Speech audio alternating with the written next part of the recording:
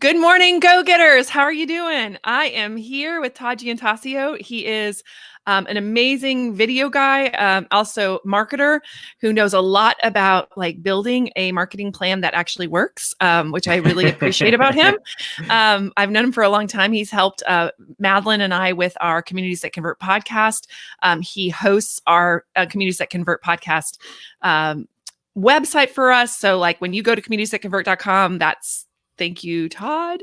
And so we're really excited to have him here. So I'm really glad to have you here, Todd. Yeah, I'm psyched. I love talking about this stuff, and I'll give a quick story. And I don't know if you and I ever had this conversation, but to how video comes into play around getting customers. That's what we're talking about today. The first half of it. Oh, we haven't. Okay. That's what I'm saying. I've been really excited to hear this. Oh, we haven't had this conversation. Yeah. So way back in 2009, I got a flip camera for Christmas from my parents, and I was like in my mid-20s, and I was very excited because it was super cool. But YouTube was extremely early. There was no Facebook video, Instagram didn't exist, Pinterest didn't exist, all that stuff. And so a problem I had in my life as a mid-20s bachelor with income was spending all my money on food and alcohol all the time and gaining a lot of weight, wasting money at restaurants. And so we wanted to learn how to cook. And so being a geek, I whipped up a website using WordPress, and my roommate and I started just recording each other, learning how to cook. And I would use iMovie to make it into this 5-minute video. This was like literally a nothing project, like just total hobby. I worked in a cubicle at the time still. And when we put it up, after a couple of weeks, I get a notification from YouTube that's like, so-and-so commented on your video. And I'm like, oh, who is this person? I don't know. And I asked my roommate, who is this? He didn't know. And I look at the stats, and we had thousands of views in the first couple of weeks, and I did nothing. We just put it online. And so it turned out, because I had, my geek website building was super optimized, and we were unknowingly creating content for keywords that our similar target audience was searching for. We were at the top of Google for easy recipes for beginners. Oh my gosh. Easy meatloaf recipe, easy chicken parm recipe, like all these different things. I did not know that. That's so amazing. Yeah. Now, unfortunately, I knew nothing about list building or affiliate marketing or any of that stuff in 2009. And so it lasted a couple months of excitement. But that's really what opened my eyes to content marketing, video, and the power of multimedia.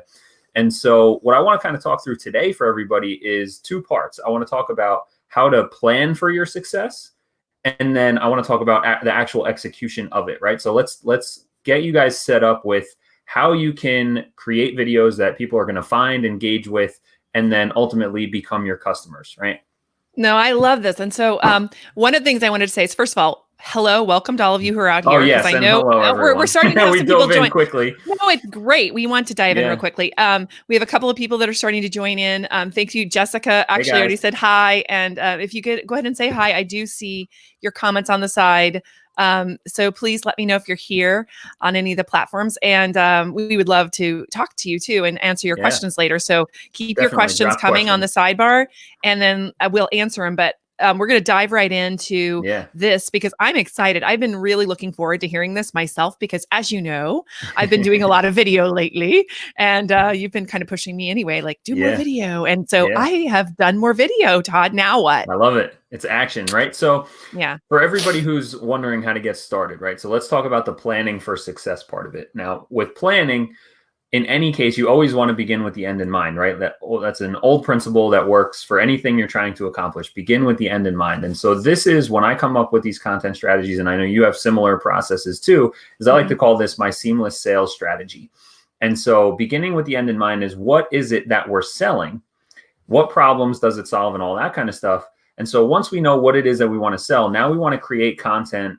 We want to create video content that aligns with people who are going to need to solve that problem. That way we're attracting the right people who have a need for what we're selling, right? So let's always make sure we're setting ourselves up for success. What I see a lot of people making the mistake of when they get into creating videos is they just get in and they just talk about whatever they think they want to talk about, whatever they feel like talking about that day, and it's not intentionally aligned with what they actually sell. And so that's the biggest key, is make sure the content and videos that you're creating are always aligned with what you ultimately want your audience to be doing in their next 2, 3, 4 steps, right? Because this is a chess game. And when you think about that, now we know, okay, here's all the problems they have. Here's all the questions. This is super easy. You should be able to spend 1 hour, take out a piece of paper and list all the problems you solve and every question that someone's ever asked you about that, right? Now you have your editorial calendar for the videos you're going to create. And so when you do something super easy, like what we're doing here, use your webcam, use your the headphones. You know, I happen to have AirPods on. You can use regular headphones that plug in. You can be very simple, direct to camera. It's a conversation. The way I like to think of it is you're sitting down and you're having a cup of coffee with someone who asked you this question. And now you're just answering it, you know, in a conversational, helpful way. And it just so happens to align with the stuff that you sell. So now we know what we're going to do. We know the topics we're going to talk about. And so that's how you really plan for success. Now, the actual mechanics of it are, we can go live on LinkedIn, or not LinkedIn yet, I don't think for everybody, go live on Facebook, YouTube, you know, we can use Instagram. You can mechanically do it wherever your audience is. So that's the next thing you want to think about and plan for, is make sure that you're putting your video content where your audience is paying attention, right? That's where you want to make sure you're gripping them. And once they see that, we want to take them through the next stages of, you know, the sales funnel. So we want to move them from where they're currently hanging out and consuming content. And we want to get that next step over to your website so that they can engage with you further, be, you know, connected with your brand. Hopefully you have a lead magnet signed up. So depending on your business model, instead of just selling them, going from video to sale, we like to offer a free lead magnet. It's a free value. Usually it's like a downloadable guide kind of thing. So for ZioTag, what we have is a free video promotion ebook, right? So you sign up and you get that, and it's a whole workbook of how you can do exactly what we're talking about today, use video to attract more customers. So that's our next step. And so from there, then we have an email campaign that follows up with them to then activate them but to buy an account, right? So depending on your business model and what price point you sell at, you're going to want to be generating leads with a free offer and then move them into a sales conversation. So we are creating content first and foremost that aligns with the sale. And then we are promoting that content where your audience hangs out. So that's the plan. Now, can we stop on the promoting your content where you're hanging out? Okay. So I want to kind of take these one at a time. So first of all, you talked about getting the right plan together as far as content. You had some great, you kind of breezed by it, but it was really about answering questions that people have, which I think is really important, especially when it comes to SEO, which you were talking about before too. So we'll come back to that in a minute. But can you kind of go a little deeper on that? So I know that for me, for example, for Smart Social Secrets, which is my new course that's coming out soon, in 2 weeks, actually, we're going to be doing a lot of free content around that, including some master classes. Some people do webinars. I'm actually going to do master classes. We're going to have like true training with and definitely there's going to be an offer at the end for the course, but the training is the key part, right? Which is, and that's it. And then over on smartsocialsecrets.com, even right now, I've got my planner, product, which actually you can put your videos into too, where you can do 6 months of ideas in 2 hours. I have this really good. That's a great starting point. So everybody watching, make sure you go and get smartsocialsecrets.com to get that. That's a free planner, right? That you give out? Yeah. Oh, totally free. Yeah. Totally so free. Definitely everybody go sign up for that and use that to come up with your plan for what videos you're going to create. But what I do like about what you said is that, I have them come up with, actually, I use categories, which is a little bit like the idea that you have for a website where you have a certain number of categories that revolve around, a specific main topic. So that's a very SEO flavored. But then you have to come up with these headlines and that you have to kind of generate on your own. So what I love about what Todd just put out is that those headlines should be answers to questions. So can you talk about that a little bit and why that's important? Yeah. So, I mean, in any marketing, the best thing that you can do is enter the conversation that your target customers are already having in their own mind, right? And so luckily for us, everyone's own mind, quote unquote, is searching Google for stuff, right? And so we have intent search, and then we have interest-based targeting. So when people go to Google, they're asking questions. And so when you just answer all the questions that people are looking for, that's going to help right away, right? That's going to help you get found. So making sure you're answering questions, it does two things. One, it's good for Google because people are asking Google those questions. But two, it's entering the conversation that your audience is having already, right? It's what they're thinking about. And when you can be clear, another mistake I see a lot of beginners make when it comes to content is they try to get clever with their headlines and titles, right? And they try to make it all cute and punny, it's fun, but it's like not going to get you anywhere. It's fun, but unless you have a huge brand with an engaged audience already, that like they're just reading anything you put out or watching anything you put out. Clear is always better than clever, right? So you want to be very clear that like if this is something you're thinking about, they're gonna click over. And you want to always be, I like to be customer centric, education based, value first. And so think about those three things when it comes to your titles and the content that you're producing, so that when people see it, they see that's a problem I have. There's value in consuming what this person is saying, and it will help me solve a problem. And so that's what people are going to most likely want to click on, watch through, and then, move further and want to, become a customer of yours. And really, if you think about what it says, tie in the SEO side of it too, is that Google's ultimate goal has always been to provide the best answer to questions people are searching for. That's it. That's their job. And over the years, there's been hacks on how to circumvent their algorithm. But as soon as hacks circumvent the algorithm, Google's not doing their job anymore because they're not giving the best answer at the top of the results, right? They're giving the answer that was hacked. And so they're always going to be making changes to provide the best answer. So if you just keep that as your core, your core driving principle around content is you want to give the best answer for your customers, you're in alignment with what Google wants to do and what they want to provide for their own customers searching. So that's really the juice right there, is not trying to hack around the systems, but understand what it is that these companies are trying to do. It's Google, it's Facebook, YouTube, whatever. What's their goal, and align with that when you're creating and promoting your content. And that will always help you rise to the top and get you more visibility and engagement. That I totally agree with. And the other question I was going to ask you is really around the SEO thing and video. Because I mean, there's this whole thing with video and SEO. And I mean, video is video. And I know Google Google owns YouTube. So let's be clear. So if you're putting things on YouTube, it should be helpful. So can you kind of walk through that a little bit? How that's going to work? Yeah. So I'm going to I'll answer that question in this promotion conversation. So let me lay it out. Let me lay it out at a high level. We'll talk through the steps, and then we'll come back and walk through everything. Right. So you've used Cammie's tool here to come up with your content calendar. You have everything that you want. It aligns with the stuff that you're selling. You have a lead magnet if you're trying to generate leads.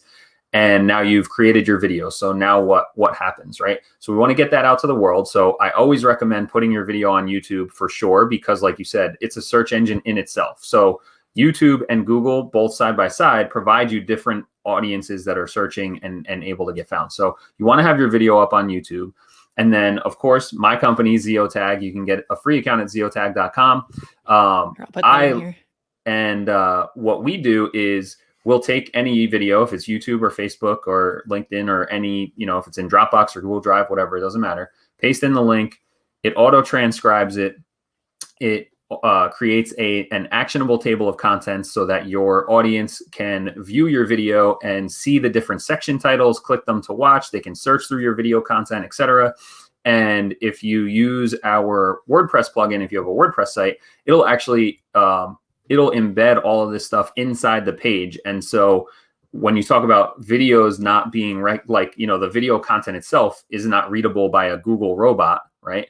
Well, the full transcription is, and the sections are. And so when they're exposed in your blog post using something like a ZioTag, then that helps optimize. But that's not the only reason. And if you don't want to use ZioTag, that's cool. Still embed the YouTube video on your blog post.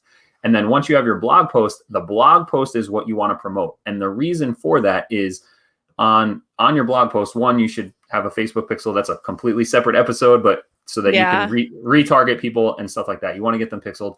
But on your blog post is where you can have your little, you can have a call to action with a sign up form right there. So people who are consuming your video you can have that next step right there clearly for them, right? So that's why you want to be promoting your blog post versus sending people from other channels to watch on YouTube. So that's what I always say is create your video, put it up on YouTube, put it up on Facebook if that's where your audience is, and then embed it onto your blog post, and then promote your blog post out to on all your social channels, promote it to your existing email list, ask them to share it with anyone they might be interested in it. Take little snippets of it, whether that's just quoting with text to share on social, or if you're savvy or have the resources to pull out little 30, 45-second snippets, use those and promote those all the time on an ongoing basis to drive people back to the blog post, right? So now the blog post becomes the hub. You're using your social and your email audiences to drive traffic to the blog post, which will generate your leads and then put them into your sales pipeline for you, however it is that you sell. So that's the model, right? So now let's walk back through the YouTube and Google stuff, and YouTube being a search engine. So I don't know the numbers off the top of my head. A zillion people search Google every day. A zillion people also search YouTube, right? So I think there's a zillion more right now too. Right. Yeah, exactly. And so making sure that your video is on YouTube, because people do go to YouTube directly and search for stuff. That's where they're searching for answers in addition to Google. So the YouTube search engine, you want to be there so people find you. And then you want your blog post to be the thing that people find when they're searching Google, right? And so on YouTube, that's where you can have it in your description on YouTube. Put a link over to the blog post itself and tell them, if you're watching this video and you want more, you want to take the next step, click here, and then that can send them over so they can sign up for your lead magnet or learn more about your product from there. So do that on your YouTube. Take the YouTube video and embed it into a blog post. Write out, a teaser description there. What I typically do is I usually, this is good and bad right now. We're a lean startup, and so resources are limited. I write out, a few paragraph teaser for watching the video, and that's what I use on the blog post. And that's the same description I put in the YouTube description. So if you have time to write two different things, great. If you're a solopreneur or you don't have dedicated team for that stuff, do the best you can, right? That's really do the best you can with what you have. And so that's the route we're taking right now. So don't feel like you have to create 25 different things. Do as much as you can to repurpose and reuse things on an ongoing basis. So that's what I'll do is I'll tweak it a little bit, and that's what I put on YouTube. That's what I'll put on Facebook with a link back to the blog post. That's what I put on top of the video in the blog post. And we can actually go through and share, if you want to share my screen. Yes, I would love to share your screen. Here you go. All right. So this is a blog post. I have a video show, ziotag.com/blog. If you head over there, you can scroll through the archives and you'll find Cami. She did a great episode on a lot of this same topic, so you can learn more. So you'll see is I have the blog post. We have our main title here. Then we have our description that really teases all the benefits of why you want to watch this episode. We have a couple subheadings. And then we have our video embedded with the ZioTag player. You can see ZioTag uses YouTube and wherever it is, we don't host the video. So you can either do one of two things. If you're just using YouTube, put your YouTube video here. And if you're using ZioTag, then great, embed that. You embed the ZioTag video player here.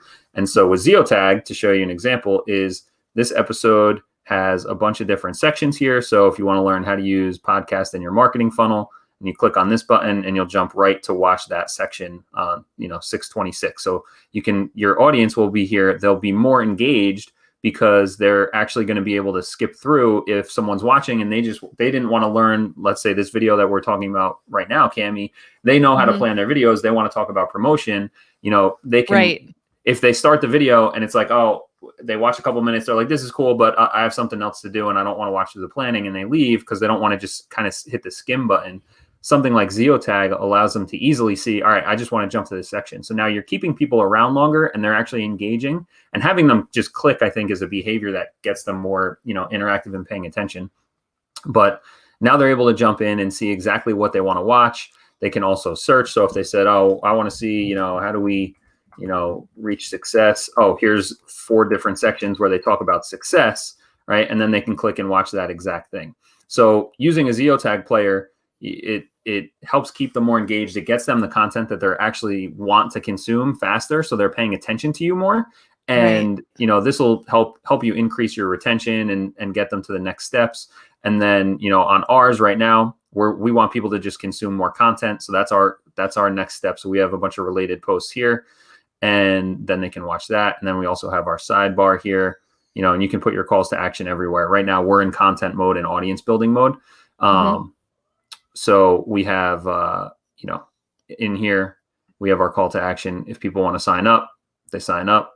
So it's right integrated into the content. Right. And that's free. I mean, so I've been playing around with the tool. I will tell you, I have a couple of videos uploaded in here. Yeah. So it's pretty simple. Like it's got 2 little tags, and one of them is just like automatically generating. I appreciate, and let's get into that. But what I was actually highlighting was this is our call to action in line with the content. So yes, I'd love for people to go sign up for ZioTag. But what I'm saying as an example, in your content, when you're putting your video on your blog posts, in the teaser here, we have, and if you're interested, so anyone, right, exactly. So I've integrated my call to action right here into the content. So that's what I'd love to see everybody else doing too, is when you put your blog post on your, when you put your video in a blog post, make sure you have a call to action that's integrated into the content, right?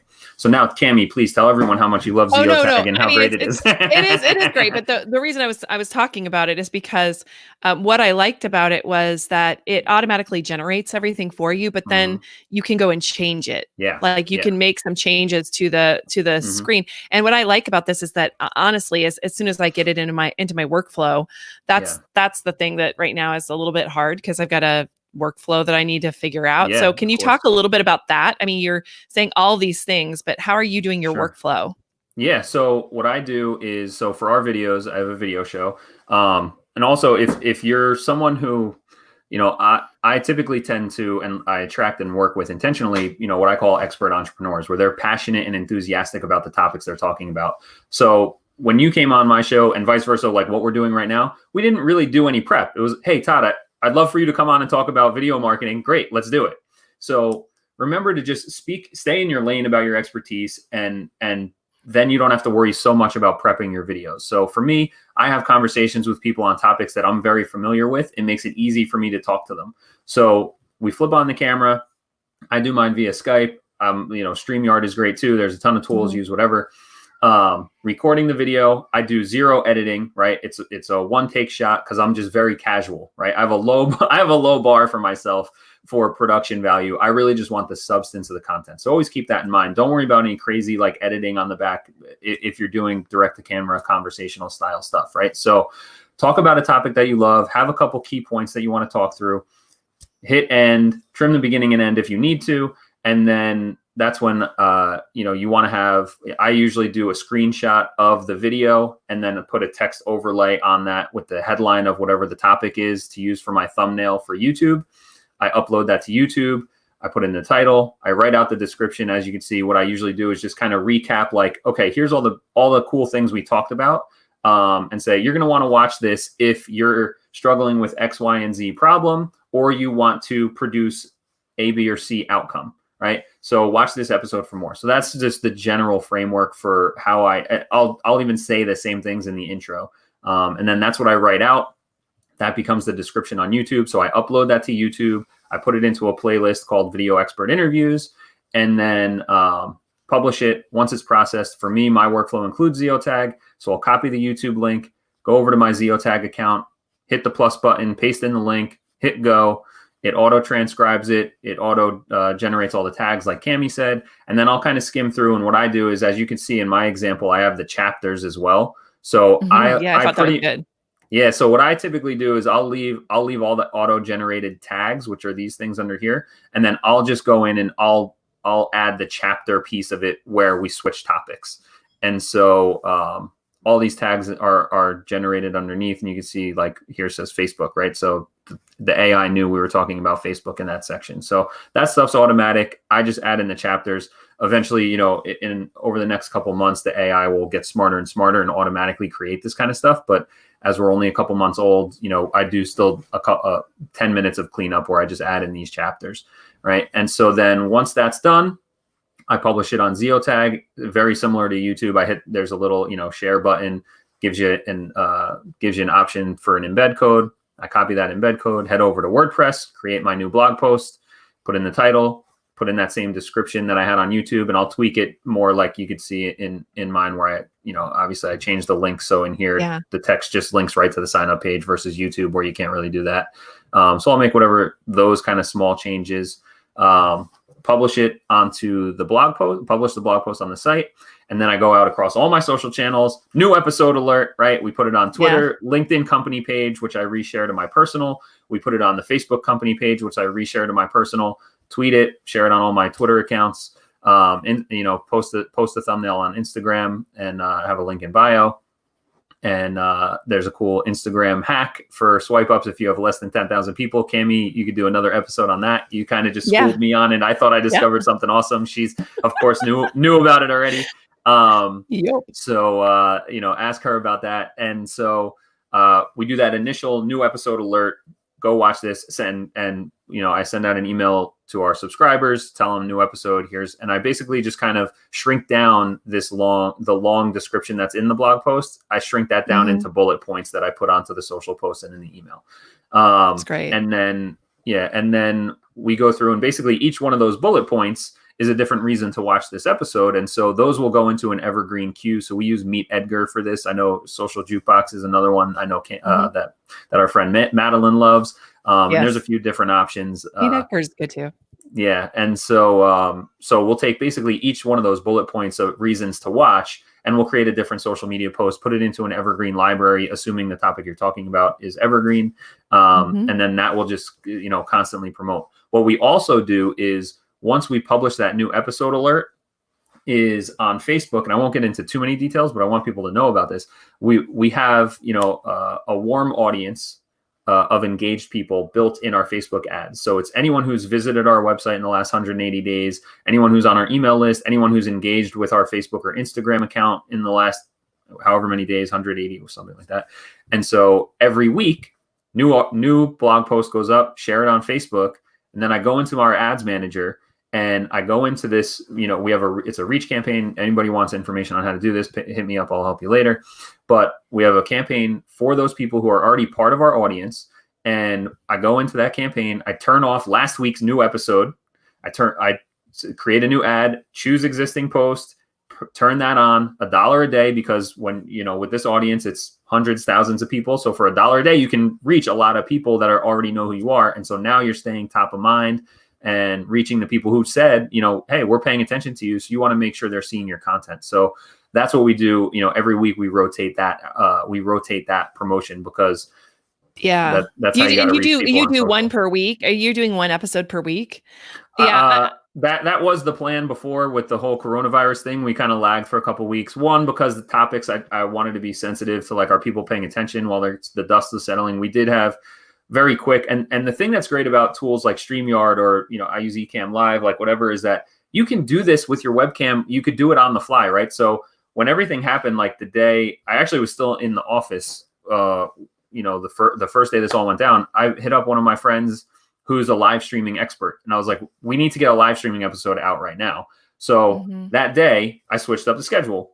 This is more relevant. Got him on. We did an episode about how to live stream. I happened to have in the queue that was supposed to be a few weeks out was an episode about like being vulnerable and authentic in different times. It happened to fit. So I adjusted the schedule accordingly. So that's another thing with the topics and editorial calendars. Be sensitive. Hopefully something like coronavirus doesn't happen again, but smaller things, you want to be sensitive to what's happening. So just keep that in mind. But yeah, we do. I do try to do one a week. I was getting into a good rhythm before, but the last couple of weeks is just kind of dried up a little bit. But yeah, no, I understand. The reason I was asking that is because, for example, if you have like a daily show or you're doing it twice a week, back on the ads, that's actually a question I actually have, is like, how do you do that? I mean, you should, I know with Facebook advertising, especially promoting it for a longer period of time works better than like just 3 days or 4, like 7 days is usually ideal. So how would you do that? If you were doing, so how many are you doing? 2 a week? I'm going to do 2 a week now. Right? I was doing it every day last week. So I'm not running ads to this stuff right now at all. I will. I'm going to. I would probably just run both. because I don't want to bring it up now, but I'm probably not even spending my cap is $1 a day. It's probably not even spending that much because the audience is not that big. And so I would probably just run both, after it goes up, I just keep one running for both. Like do them like for 7 days each, or kind of just run each episode. Like on Tuesdays when you do it, go live, whatever. And then afterwards turn that ad on. That's the Tuesday campaign that runs until next Tuesd's episode. Thursday, I would do Thursday. That's probably for anybody who's doing it like daily. I don't know. It depends on how big the audience is, and that seems to be kind of a lot of granular work at that point. So I might do a weekly post recap and run that. And that's another reason why you want to have this stuff on your website as well, because you want a hub for people to go to and poke around on. So I might think about doing something like that. Like if I was doing a daily show where at the end of the week, I would do a recap. I'd probably do like a 60-second video of just myself and say, hey, great week. We talked, Monday we talked about this, Tuesday, Wednesday, Thursday, Friday. If you want to check out all these episodes, tap the link up and you'll head over to the hub and you can pick which episode grab you want one to watch. of them. Oh, that's a good idea. Yeah. Oh, that's a great idea. So I'm thinking about maybe doing that for the ones I've already done, because that could be a good way for me to go back and like get some out of that. So now we have questions. Sandy, hi. Oh, great. We have a couple of questions. So she actually has 2. So we'll start with. Whoa. Did she pay for 2? I don't know. Sandy. So she has a couple here. So I'm going to start with this one. When you shoot the video, you usually have a script you're working from? I do not. No, sorry. we didn't for this one, Sandy. I know that for our podcast, we have bullet points, but it's not really even a script then. It's more of like here's the order we're going in. And I think when I've been on your podcast, I think I've seen those docs with you, and that's sometimes I'll do that, but that's as far as I recommend people do going. Creating like a word by word script. Writing it out is going to be too much time as it stands. But 2, trying to memorize it, and then if you're reading, it takes a real pro to memorize a full script and do it, that way. So I usually recommend doing bullet points and talking through like that.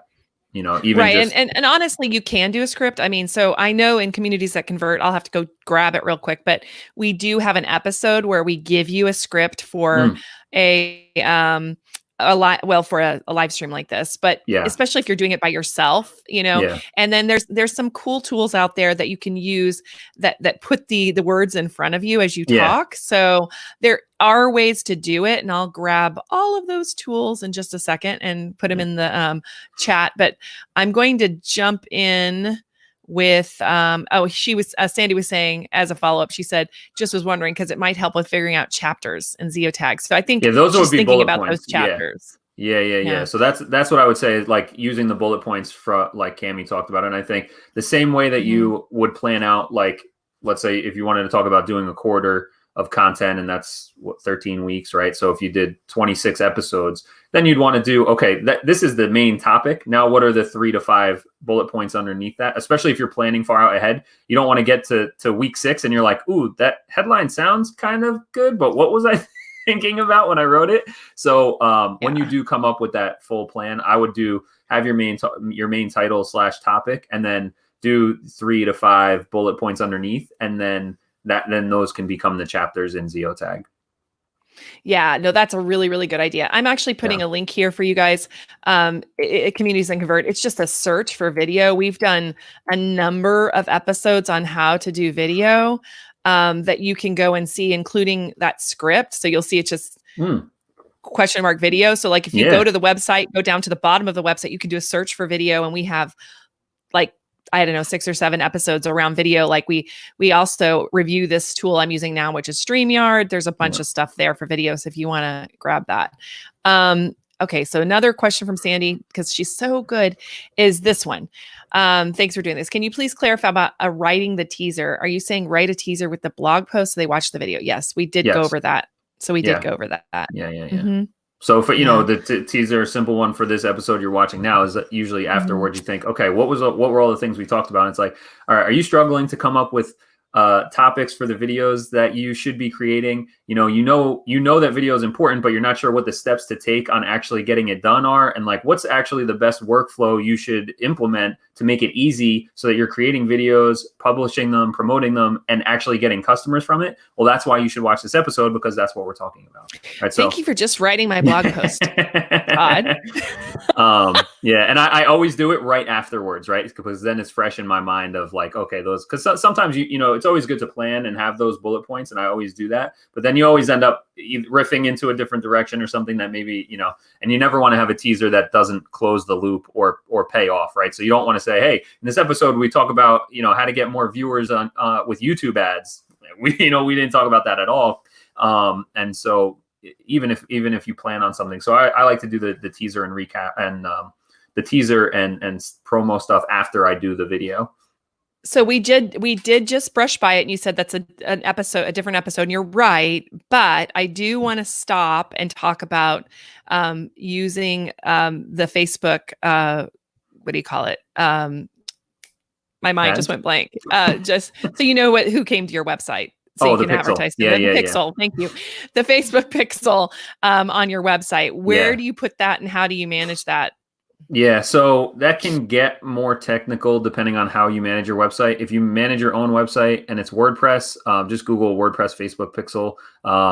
I think I use Caffeine Pixel or Pixel Caffeine or something. It's a tool from Adespresso. Makes it super easy to put that on your site. And if you have something else or someone else manages your website, just ping them. And it's very simple copy and paste of code for someone who knows what they're doing. So if you have a website manager, hopefully they've done this for other people already.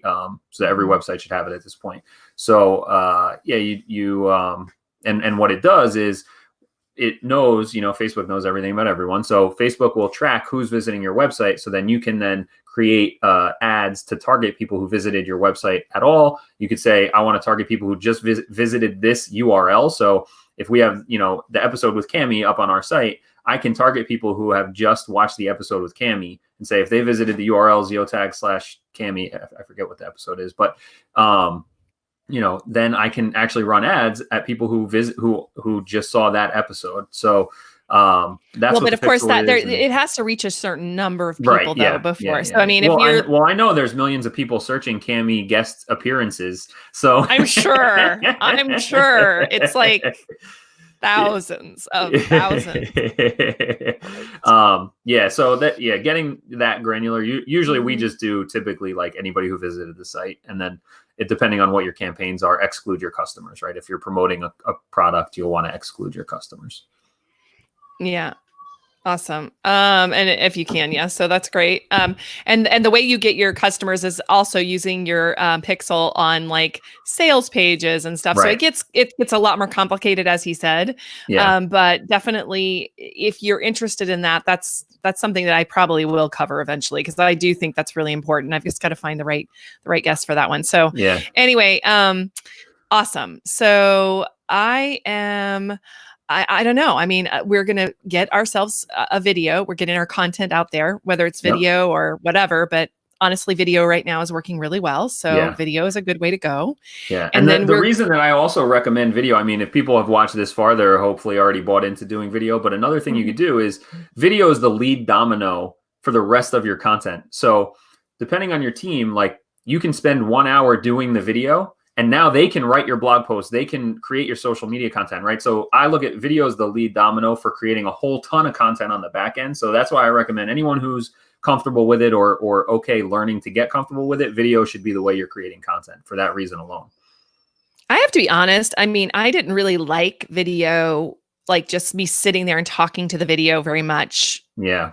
Let's say even a year ago, I mean, that's not that I wasn't comfortable. Because I've done live streaming video for years with Social Media Breakfast, but there's a live audience there. Right. And it's more the videos on you while you're doing other stuff. It's not just you and the camera. Yeah. And it's like, and you don't know, there's no feedback, there's no whatever. So you just kind of wonder. I mean, here you guys are at least, hello, Sandy and Jessica, you say something. Right. So if you're listening, say something, because it makes the people feel like they're talking to somebody, not nothing. When we talking about, I think this episode has been as evergreen as it can be, regardless. So I want to touch on the coronavirus and the quarantining. I think this is going to accelerate the comfortability that people have with being on video, because everyone is now doing the Zoom. And so people who were never on camera, never would have thought about being on camera, now they're on camera all day, every day. So I think there's going to be a good percentage of people who either weren't even thinking about it, and now they're like, wow, this is super easy. Or the people who were kind of uncomfortable but wanted to do it, and now this is helping them get comfortable with it. So I think that's one silver lining from all the video meetings everyone's doing is I think so too, because the more you're on it, the more you see that there's a way to have a conversation. I have somebody in my first floor of my house right now that's kind of in that bank, and they've gotten very comfortable with this. And it's pretty funny because they were all making jokes last night about their backgrounds, because on Zoom and all these other things you can put these backgrounds, and they were really excited about the backgrounds. So I think that those kinds of things are really interesting. It's going to change our culture, and this is evergreen. And so if you hear this like a year from now, you're going to be like, yep, it changed our culture. It absolutely changed our culture. So interesting, I think. So for sure. Anyway, thank you so much, Todd, for coming today and thank you for having sharing this with us, because I think all of us are trying to struggle around this. And I think ZioTag is a great tool. I mean, I know you don't like to self-promote, so I'll self-promote you myself. Thank you. So ZioTag.com, and it's free to use right now. So I would suggest at least trying it on a few things. It's really smart to do so. And if you don't know what to say, as we talked about earlier, this is my own personal plug. Head over to smartsocialsecrets.com. Right now, my freebie on that page is a 6-month planner. That's actually going away probably by the end of this week. All right, guys, we'll hurry up and get that. Yeah, because we're about to start into our we're about to start launch the course. Mode. So the course is about launch mode. And so that whole page is going to actually, the design and everything on that page is going to change in about I just sent over the copy yesterday. So it could come down anytime this week. But definitely if you go over there and it's not there, just DM me. I'll make sure you get a copy of it. So just let me know. But anyway, that's it. So thank you very much. And we will be back next week with some awesome guests. Actually, Chris Brogan's going to come on. Oh, nice. Yeah, we've got some great guests. And who is my second guest next week? It's been interesting because I've had a lot of people sign up just in the last couple of days to come on next week. So I'm really excited that there's so many people that want to be on this little show. Well, especially now because they're used to going to conferences and stages, and that's not there anymore. So no. So I'm going to be trying to get you guys the best of the best of the best that I can find. And it seems like we're going to have a lot of guests. So I'm excited about that. And then tomorrow is Social Media Breakfast of Houston. We are going to be live streaming on Facebook. And actually, I'm going to use bluejeans.tv, which is a different tool, because I want to allow people to come in through the back end and have a conversation with each other, because this is our usual live meeting. So I'm only going to do that on Houston social media. So it's facebook.com, Houston social media. I'll share that with you here right now. And you can just be there and watch it live, or you can, jump in on the back end if you sign up to have that. And if you're on my email list for Social Media Breakfast, you'll get that directly in your email. Anyway, I'm really excited that you came. And thank you so much. I love doing this stuff. Yeah. And what was I going to say about, Houston Social Media Breakfast? We're having Jeff Rakeman, and he's going to be talking about how to use data for storytelling. And right now, can you imagine how important it is to understand how to use data and storytelling? And he is a pro at this. He takes public data here in Houston and beyond, and he does amazing work with that. Right now, he's looking at evictions and other things like that during coronavirus and COVID-19. So he's also got sort of a marketing background, so he understands our way of thinking. So I'm really excited about having him coming to talk about data visualization, because I think that's something we're all going to need to understand too as we move forward. So anyway, all right, guys, talk to you soon, and have a great day. Go get your stuff done. Take action on everything. So bye. Yep.